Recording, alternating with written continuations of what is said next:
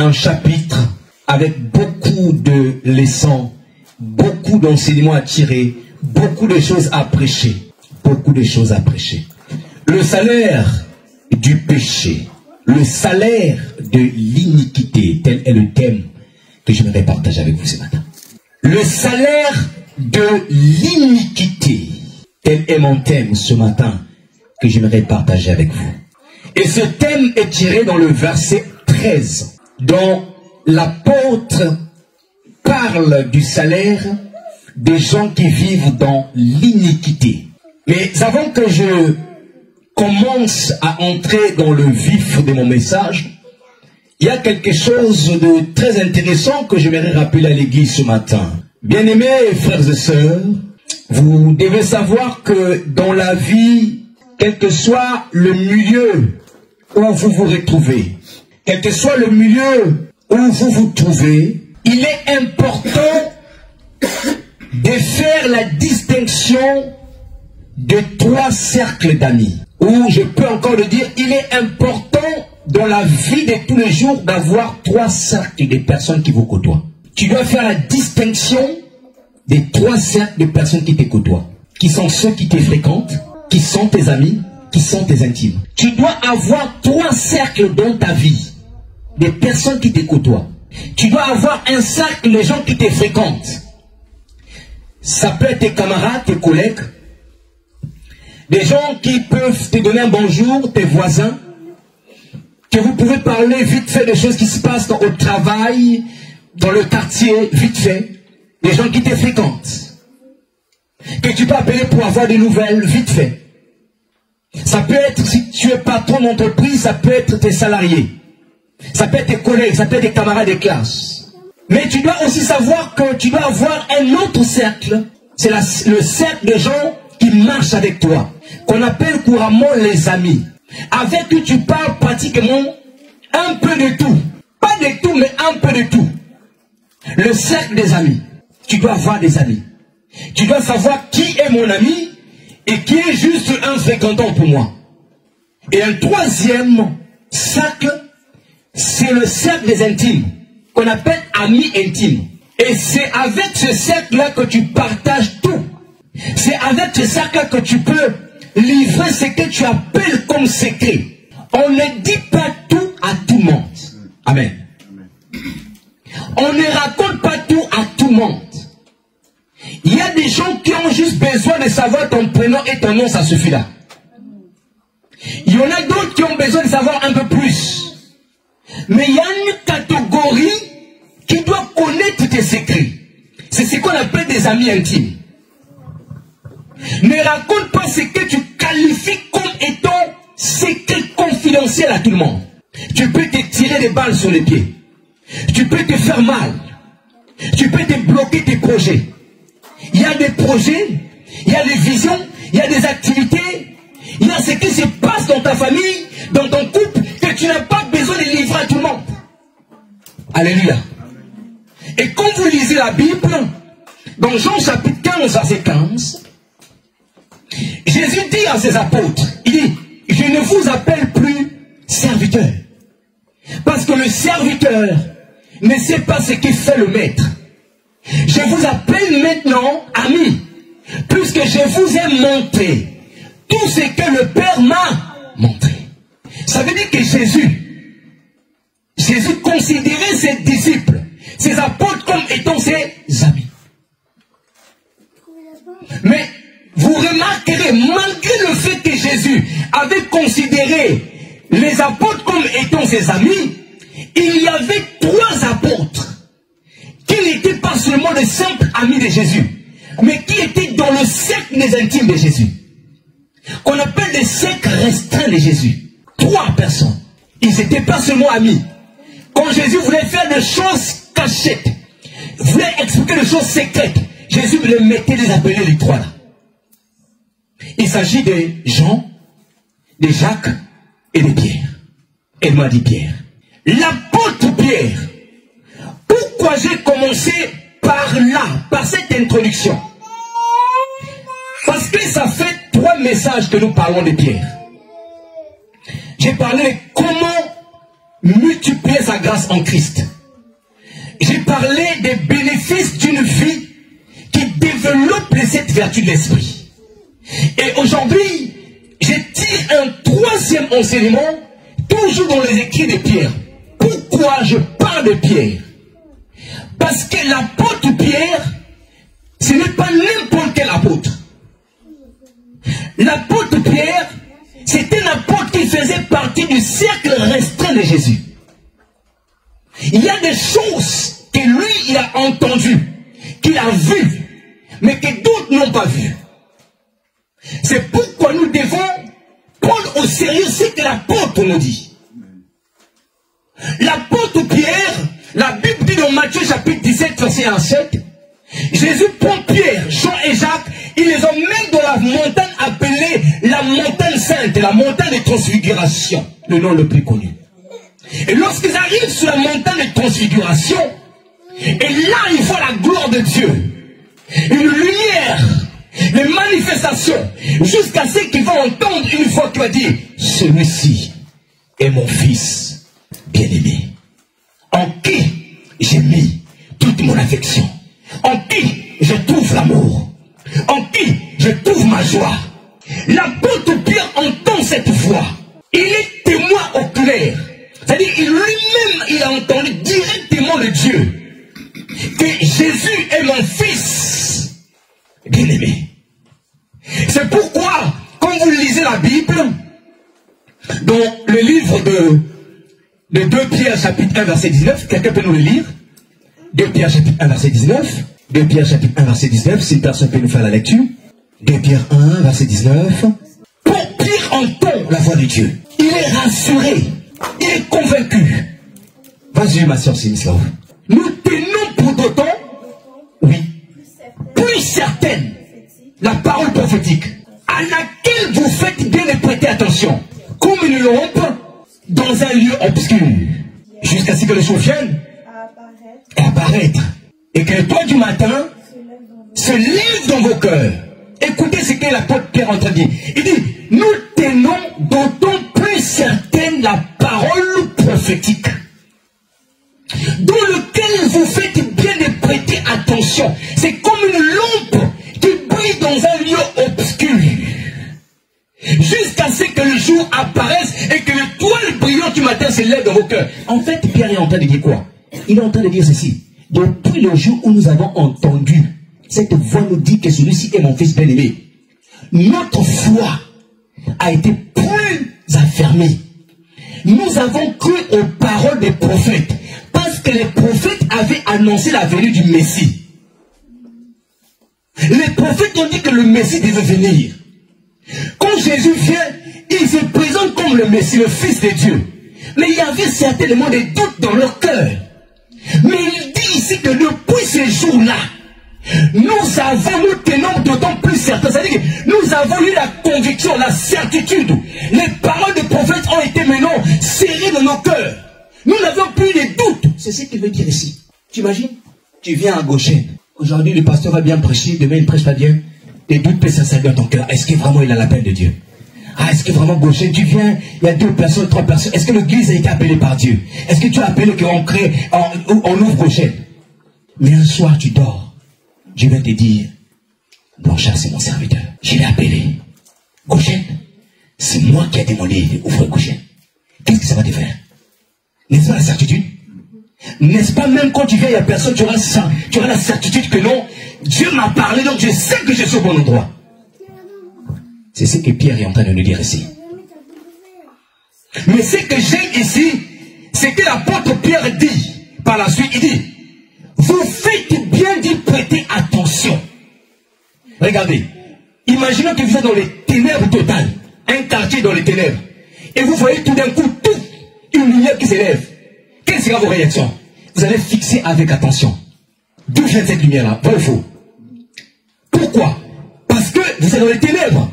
Et c'est le seul endroit où brille. C'est pourquoi Pierre dit ici, vous faites bien de prêter attention, comme on prête attention à une lumière qui éclaire dans les ténèbres.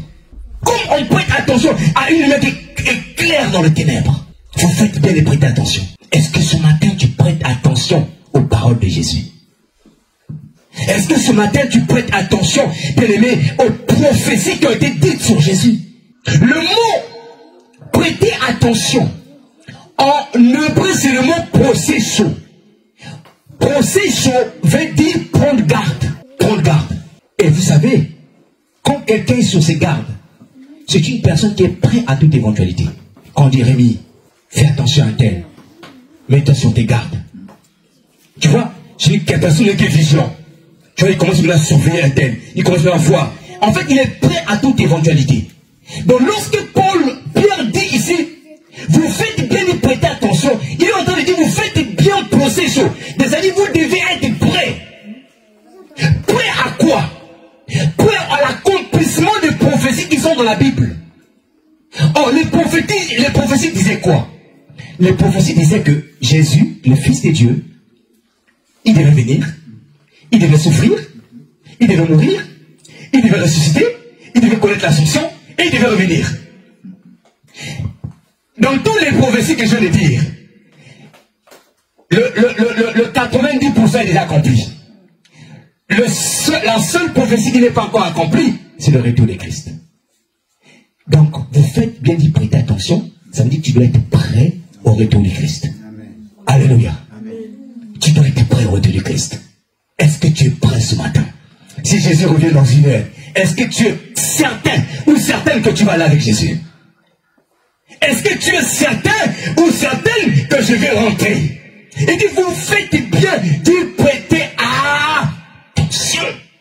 Vous devez être prêt à toute éventualité. Jésus revient dans les heures qui suivent. Tu dois partir avec Jésus. Parce que les prophéties ont déjà été accomplies à 90%. Ésaïe 53 dit, qui a écouté la voix de l'Éternel? Qui a écouté la voix de l'Éternel? Qui?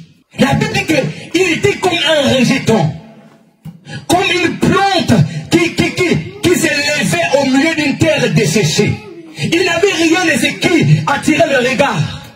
Homme de douleur, habitué à la souffrance, maltraité, flagellé, frappé. Mais c'est pour nos péchés qu'il est mort.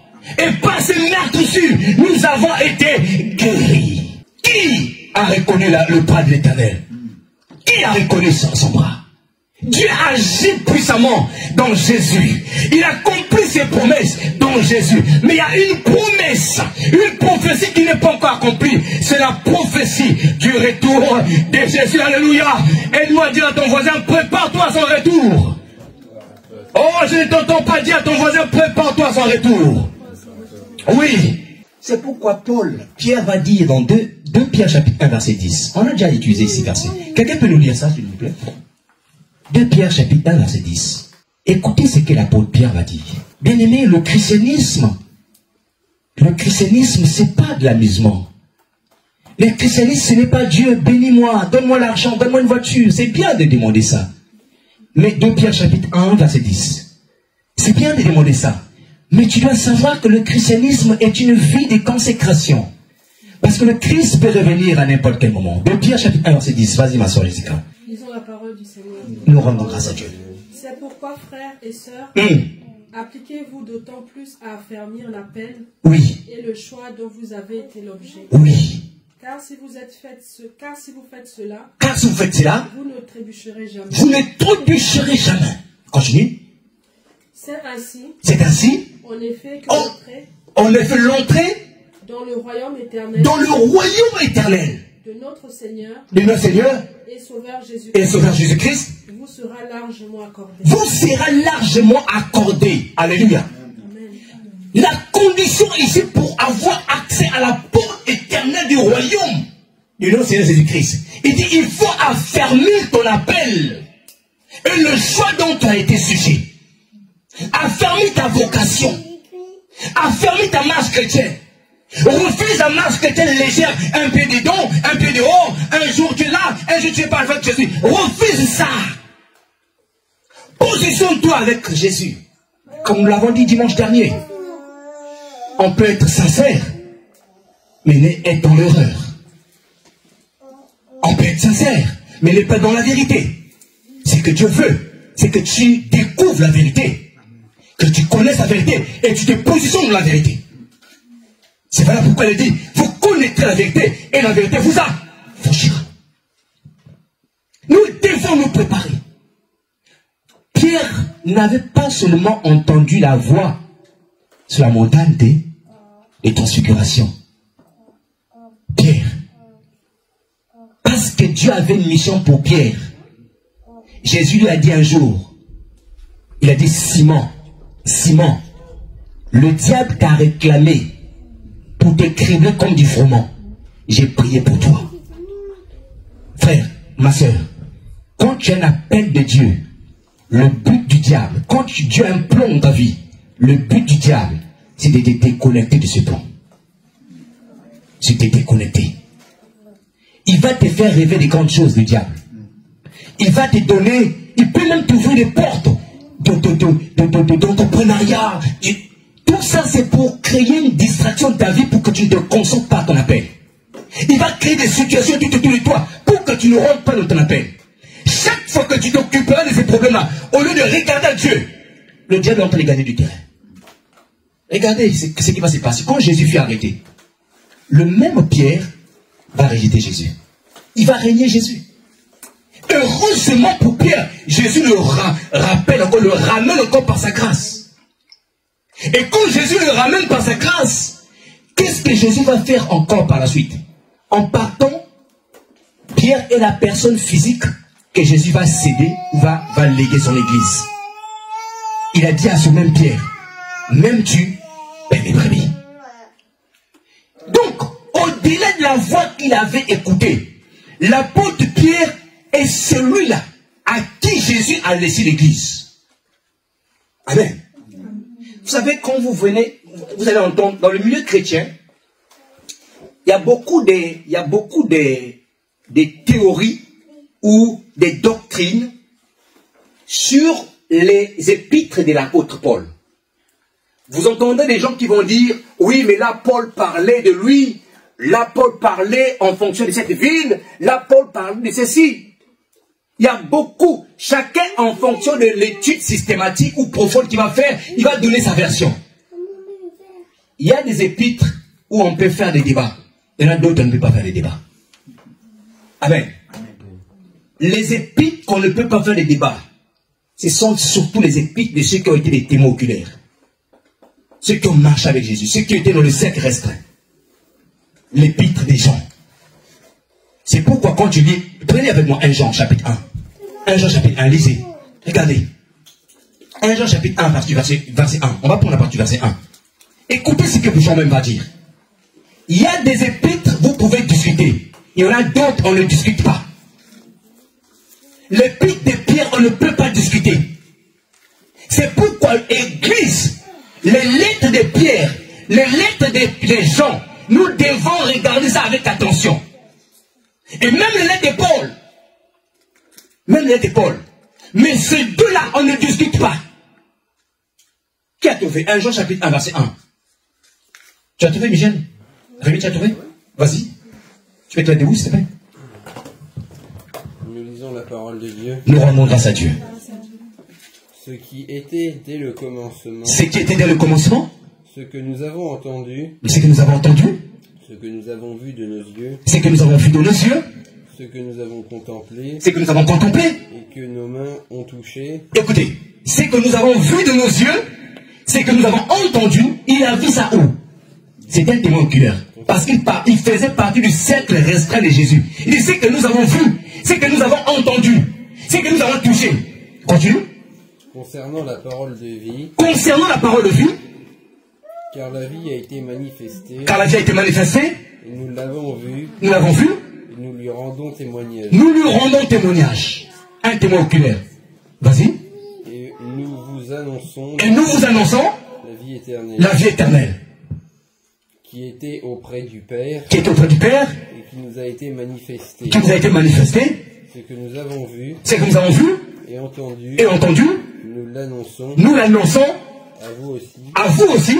Afin que vous aussi. Afin que vous aussi. Vous soyez. En communion. Avec nous. Avec nous.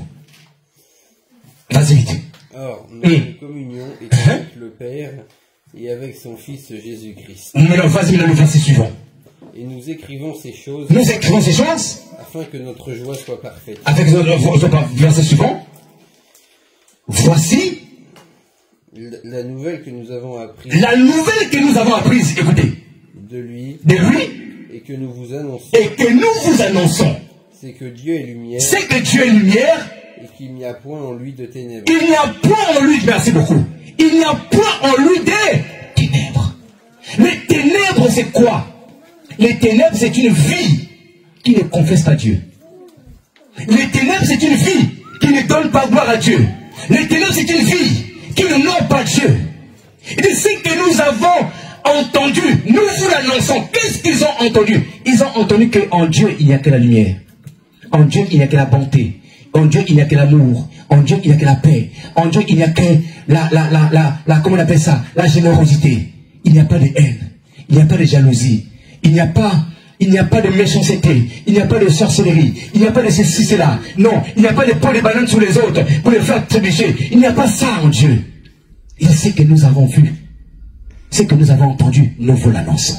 Et l'apôtre Pierre, je reviens sur Pierre, il va écrire deux épîtres. Un Pierre et deux Pierre. Les trois objectifs de ces épîtres, le premier objectif, c'est parce que l'apôtre Pierre, il voulait ouvrir l'intelligence des chrétiens. Deuxième objectif, il voulait nous interpeller à prendre en considération les prophéties qui ont été dites sur Jésus. Troisièmement, c'est pour en fait nous rappeler le commandement de Jésus. Et donc, dans ces épîtres de l'apôtre Pierre, l'une des thématiques dont il va aussi aborder, un des aspects qui va toucher, c'est le salaire de l'iniquité. Aide-moi à dire le salaire de l'iniquité. C'est quoi l'iniquité? L'iniquité, c'est lorsque tu connais la vérité et tu as la capacité d'appliquer cette vérité. Tu as la force d'appliquer cette vérité. Mais tu fais le choix de manière persistante de faire le contraire de la vérité. L'iniquité, c'est l'injustice. L'iniquité, c'est la persistance dans la voie qui ne glorifie pas Dieu. La persistance dans un péché quelconque. Lorsqu'on parle du péché, j'en dis que le péché est la transgression de la loi. C'est-à-dire la violation, la désobéissance. Mais l'iniquité, c'est lorsque tu fais de ce péché-là, tu fais de ce péché comme une seconde vie, comme une seconde nature. C'est quand tu persistes dans ce péché, c'est là où ça devient l'iniquité. La persistance dans un péché, c'est l'iniquité. Alléluia. Il nous arrive tous de trébucher, pour certains même de pécher. Mais tu dois savoir une chose, c'est qui active rapidement la colère de Dieu. C'est qui attire le jugement de Dieu s'abattre sur les humains. Généralement, ce n'est pas les péchés, mais c'est l'iniquité. Vous savez pourquoi? Vous savez pourquoi Dieu n'aime pas l'iniquité? Parce que l'iniquité, en fait, l'iniquité, c'est un péché qui est ancré dans ton esprit, qui est ancré dans tes gènes. C'est-à-dire que tu as tellement péché que ce péché est allé s'inscrire même dans tes gènes. Quelqu'un me comprend? Ce péché est devenu comme une seconde vie. Ça s'inscrit dans tes gènes. Et quand ça s'inscrit dans tes gènes, ça dit que les enfants que tu vas donner naissance là, qui vont naître de toi, ils vont naître avec cette iniquité-là. C'est la raison pour laquelle vous allez remarquer que papa était très impudique. Très impudique. L'enfant qui naît aussi, il a ces caractéristiques-là. L'impudicité. Papa était méchant voleur. L'enfant qui naît, vous sentez les caractéristiques d'un voleur. Pourquoi? Parce que le péché pratiqué par les parents était ancré dans les gènes du parent. Et ce qui fait que lorsque l'enfant naît, il hérite de cela. L'iniquité. Et Dieu, il est l'iniquité. Dieu n'aime pas l'iniquité. C'est vrai, Il n'aime pas aussi le péché, mais surtout l'iniquité. C'est pourquoi le Seigneur essaie de nous éviter d'arriver au stade de l'iniquité. Parce que c'est que dès que ça arrive au stade de l'iniquité, tous ceux qui vont découler de toi, ils vont hériter de cette iniquité-là. Et l'apôtre Pierre va citer certains éléments. J'aimerais que quelqu'un nous lise 2 Pierre chapitre 2 versets 9 à 10. On va tirer certains éléments ici qui peuvent devenir de l'iniquité. 2 Pierre chapitre 2 versets 9 à 10. Je suis en train d'atterrir. 2 Pierre chapitre 2 versets 9 à 10. Lisons au nom de Jésus. Nous rendons grâce à Dieu. Ainsi donc le Seigneur s'est délivré. Ainsi donc le Seigneur s'est délivré de l'épreuve des hommes pieux.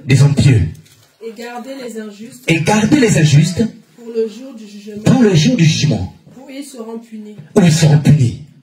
Donc on voit ici les injustes. Les injustes vont être punis. Continue ma soeur. C'est le cas notamment. C'est le cas notamment. De ceux qui, écoutez, ils gardent des injustes au jour du jugement.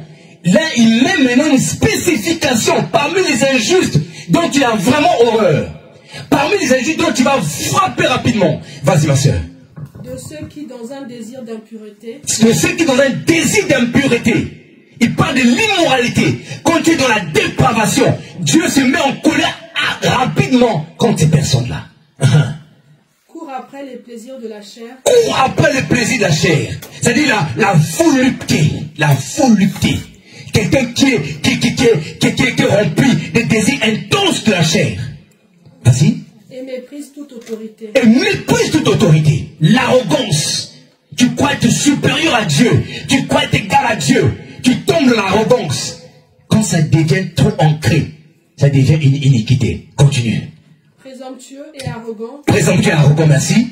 Ils ne craignent pas d'insulter. Ils ne craignent pas d'insulter. Les êtres glorieux. Les êtres glorieux. Vas-y. Alors que les anges, pourtant supérieurs en force et en puissance, ne portent pas de jugement, insultant contre eux devant le Seigneur. Là, j'attire votre attention là. Quand tu as même de combats spirituels, il ne faut pas insulter les anges. Il ne faut pas insulter les êtres glorieux. Il y a des gens comme ça par ex et les ailes. Je te maudis l'ange. Je te maudis au nom de Jésus. Il faut éviter ça. Amen. Alléluia. Continue ma soeur. Continue. Mais eux, pareil à des animaux. Pareil à des animaux.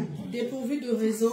Dépourvus de raison. Qui sont destinés à être capturés. Qui sont destinés à être capturés. Et abattus. Et abattus. Ils calomnient. Ils calomnient. Ce qu'ils ignorent. Ce qu'ils ignorent. Ils mourront aussi comme des bêtes. Et recevront alors le salaire de leur injustice. Le salaire de l'iniquité. Merci beaucoup, tu peux t'asseoir. Ils recevront, regardez, hein. Donc, le salaire de leur injustice. Le mot injustice, c'est le mot iniquité dans certaines versions. Donc, il y a des gens, à cause de leur pratique, ils vont recevoir le salaire. Alors, est-ce que tu peux me dire, il a dit salaire de l'iniquité? Alléluia. Il y a un salaire quand tu es dans l'iniquité. Le péché a un salaire. Romains chapitre 6, verset 23 dit quoi? Le salaire du péché, c'est quoi? Mais l'iniquité aussi a un salaire. L'iniquité a un salaire. Et on va découvrir ensemble les salaires de l'iniquité. L'apôtre Pierre pose un tableau auquel on va tirer 2 salaires. Et les 3 autres salaires, je parlerai des 5 salaires. Les 3 autres salaires, on va les trouver ailleurs. Prenons ensemble 2 Pierre chapitre 2 verset 4. 2 Pierre chapitre 2 verset 4. Qu'est-ce nous dit la Bible? 2 Pierre, premier salaire de l'iniquité, selon le tableau dressé par Pierre, c'est que l'iniquité attire la mort éternelle et ouvre la porte des enfers. Quelqu'un est à la ligne? 2 Pierre chapitre 2 verset 4. Vas-y, si tu as trouvé. Quelqu'un a trouvé? Oui. Tu as trouvé? Oui. On va laisser à notre sœur qui va lire. Vas-y. 2 Pierre chapitre 2 verset 4. Regarde le premier salaire. Premier salaire, je dis, c'est l'iniquité attire la mort éternelle et ouvre la porte de l'enfer. Vas-y. 2 Pierre, chapitre 2, verset 4. Nous rendons grâce à Dieu, merci. En fait, Dieu n'a pas épargné les anges du péché, mais il les a précipités et enchaînés dans l'abîme. Dans l'abîme, merci beaucoup, tu peux t'arrêter là. Le mot abîme, c'est le mot enfer. Amen. Le mot abîme, c'est le mot enfer. On appelle abîme, on appelle aussi Sheol, on appelle le séjour des morts, l'enfer. Les anges étaient les premiers à commettre l'iniquité au ciel.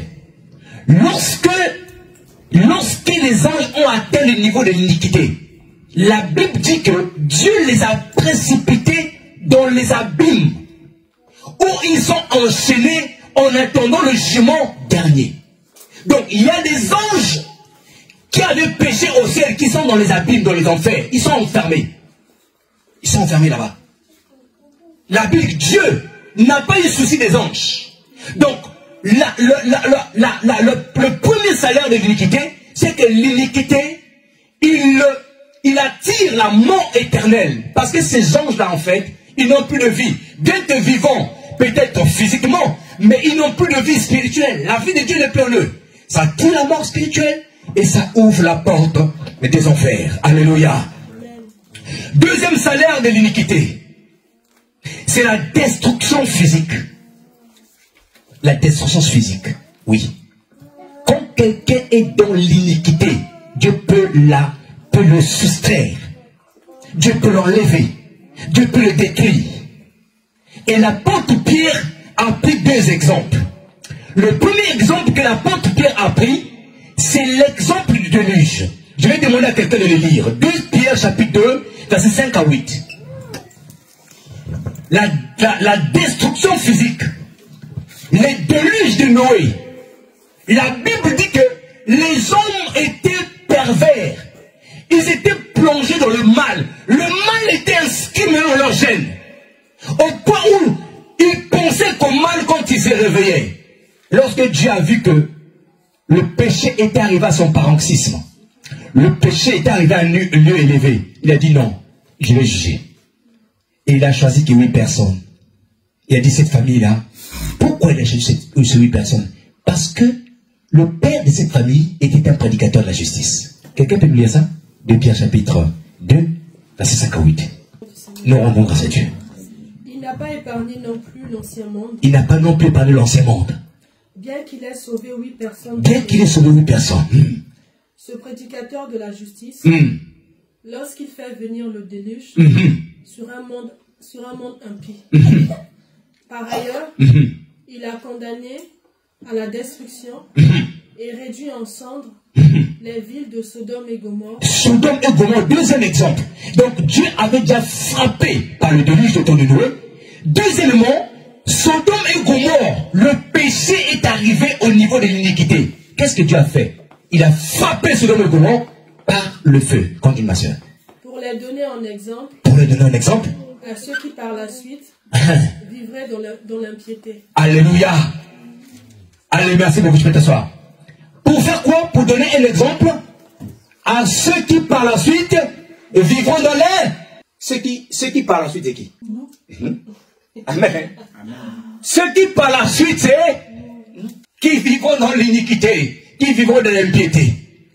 Donc, quand l'impiété, là, la débauche, l'immoralité, deviennent à un niveau à outrance, à un niveau où c'est inscrit dans tes gènes, Dieu lui envoie un jugement. Parce que Dieu ne veut pas que demain, tu vas dans tel pays, tu rencontres une femme là-bas, tu donnes les enfants, l'iniquité commence à... C'est comme ça que vous voyez que le monde, le diable est très malin en fait. Il sait comment travailler. Il sait comment travailler. Vous allez faire des choses, mais il y a des choses qui sont dans nos gènes. C'est pourquoi lorsque Christ vient restaurer ton être intérieur, ton esprit, l'esprit prend le contrôle des gènes. L'esprit commence à changer même les gènes. Aussi longtemps que tu t'accroches à Christ, tes gènes sont en train d'être transformés. Ces gènes sont en train d'être transformés. Mais à condition que tu dois t'accrocher à Christ. Voilà pourquoi il y a des gens, tu vas voir qu'il est né de nouveau, mais dès qu'il ouvre une porte, il peut se mettre en colère d'une manière que tu ne comprends pas. Dès qu'il ouvre une porte, il peut commencer même à se prostituer. Il ne comprend pas. Mais qu'est-ce qui m'arrive?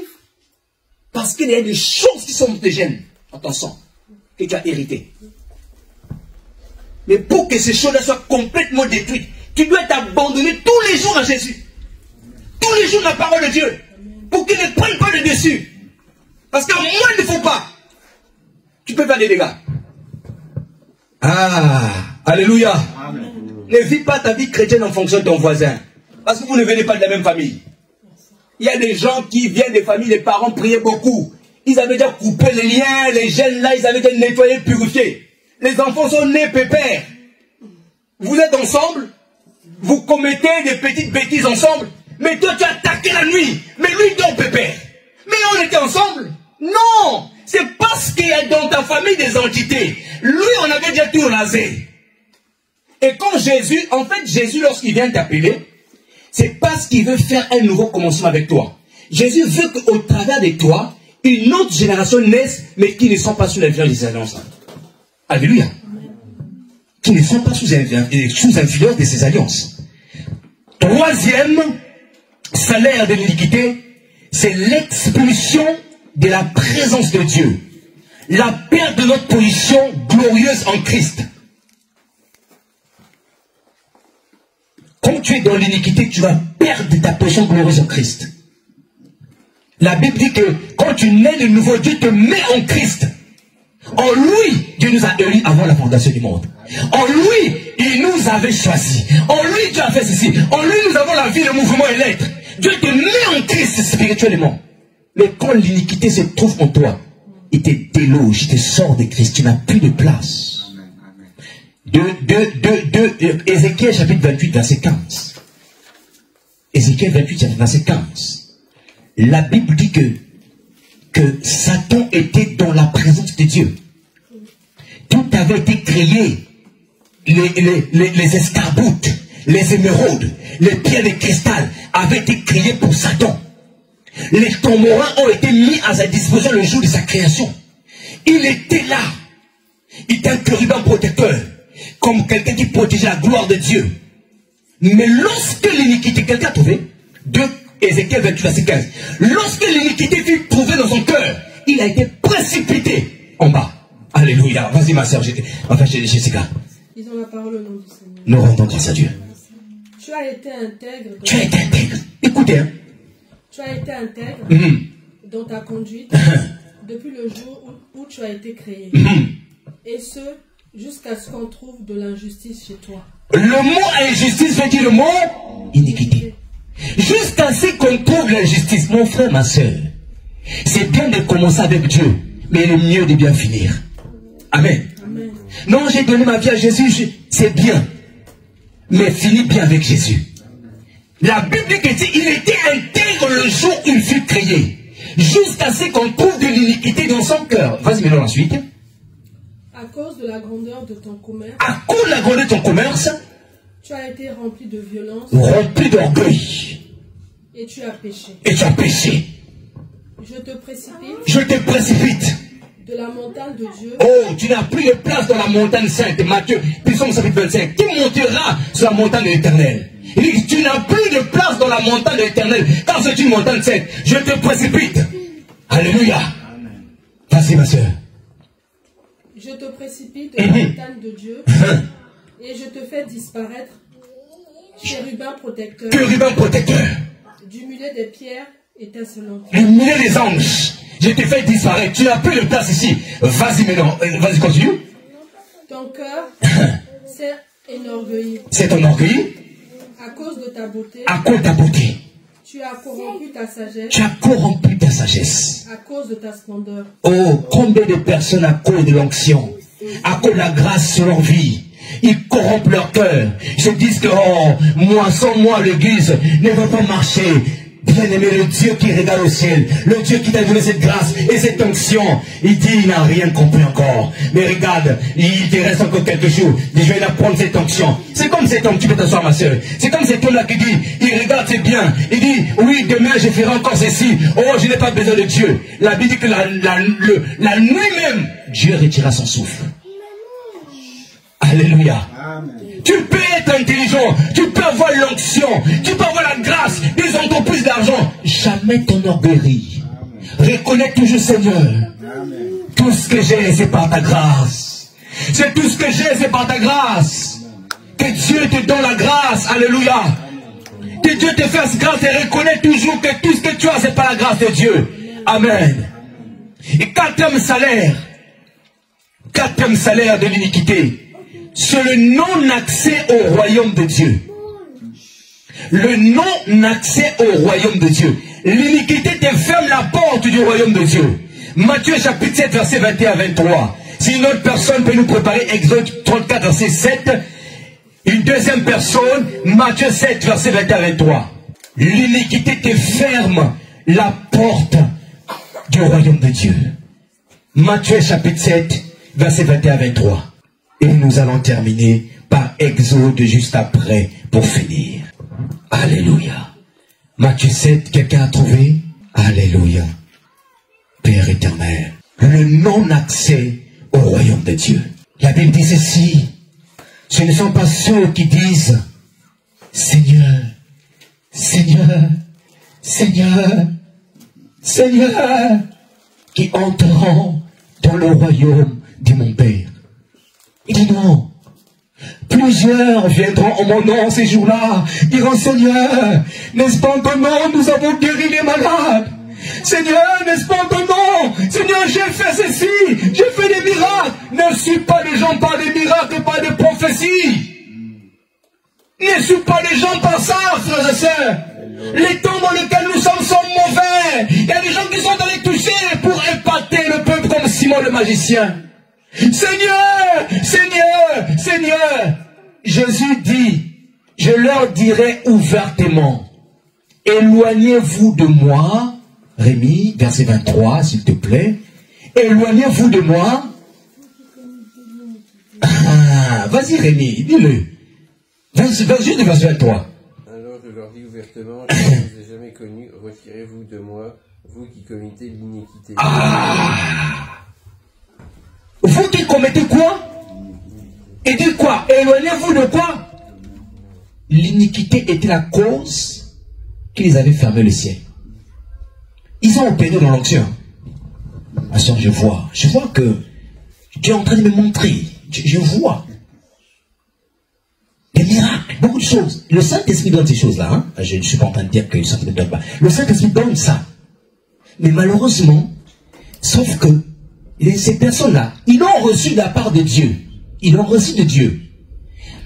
Mais sauf qu'ils ont plus porté attention à ces choses qu'à leur relation avec Dieu. C'est pourquoi un homme sage a dit ceci. La grâce, elle est bien. Mais la grâce, elle est trompeuse. Amen. Tu peux avoir le don pour guérir les malades, c'est très bien. Mais veille à ce que ta relation avec Dieu soit toujours en fait collée, très bien, très bien, très bien. Si tu commences à te dire, oh, je suis lancé pour guérir les malades, oui, de toute façon, je peux tomber dans l'impudicité, je vais faire ces choses, faire la débauche, l'onction va continuer à opérer. Ces jours-là, Dieu va te dire, oh, je ne t'ai jamais connu.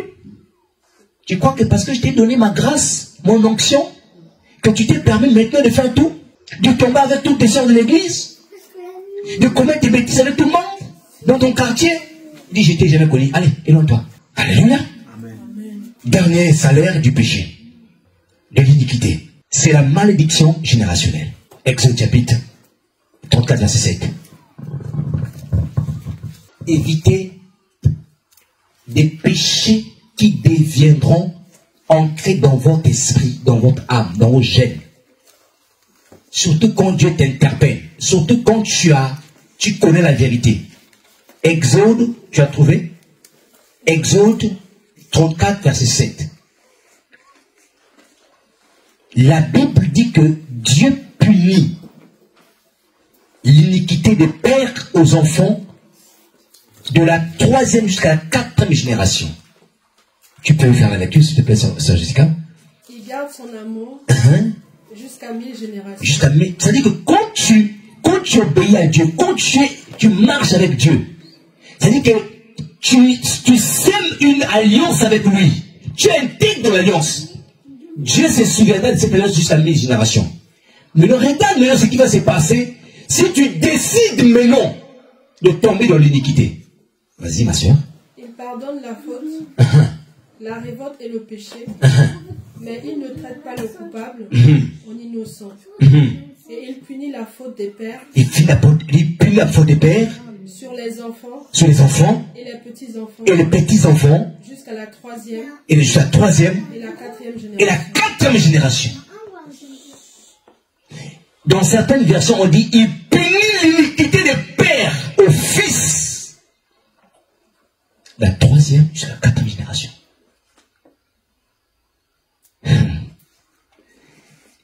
Il y a des choses parfois ici.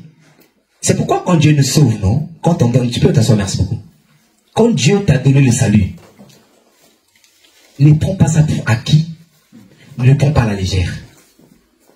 C'est sois reconnaissant. Parce que tu ne sais pas quelles sont les malédictions qui étaient dans ta famille. Tu ne sais pas quelles sont les lois dont tu étais régi qui régnaient dans ta famille. Mais quand tu t'as sauvé par sa grâce, qu'est-ce qu'il est venu faire? La Bible dit il a effacé l'acte dont les ordonnances le condamnaient. À cause des iniquités de tes grands-parents, il était inscrit lien au sirin des eaux, infertilité, ceci, cela. Tout ça, c'était écrit dans une ordonnance. Mais quand tu donnes ta vie à Jésus, tu nais de nouveau. Qu'est-ce qu'il vient? Il efface. La responsabilité t'incombe ou m'incombe de faire en sorte que ces écrits-là ne reviennent plus.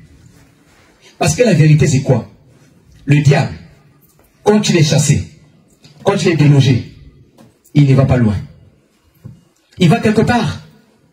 La Bible dit, si tu ne trouves pas d'endroit là-bas de paix, il va dire, je retournerai dans ma maison. S'il vient trouver ta maison est blindée, protégée, il va simplement rôder jusqu'à ce qu'il va se fatiguer. Mais s'il trouve que ta maison n'a pas l'occupant, le Saint-Esprit, qu'est-ce qu'il fait? Il va chercher cet autre esprit plus méchant. Ils vont venir, ils vont rentrer en toi, ta situation devient pire. Mais c'est à cela qu'on avait fait la délivrance à l'église. Elle a ouvert des portes. Elle a rejeté. La situation est devenue plus pire. Alléluia. Amen. Alléluia. Amen. Premier salaire, c'est quoi? Quelqu'un peut me rappeler? Quel est le premier salaire de l'iniquité? Quel est le premier salaire de l'iniquité? Et nous allons terminer. Premier salaire, la mort éternelle. L'iniquité attire la mort éternelle et ouvre la porte de l'enfer. Amen. Deuxième salaire, c'est quoi? La destruction physique. Troisième salaire, l'expression de la présence de Dieu. La perte de notre position glorieuse en Christ. Quatrième salaire, le non-accès au royaume de Dieu. Et cinquième salaire, la malédiction générationnelle. Que Dieu vous bénisse.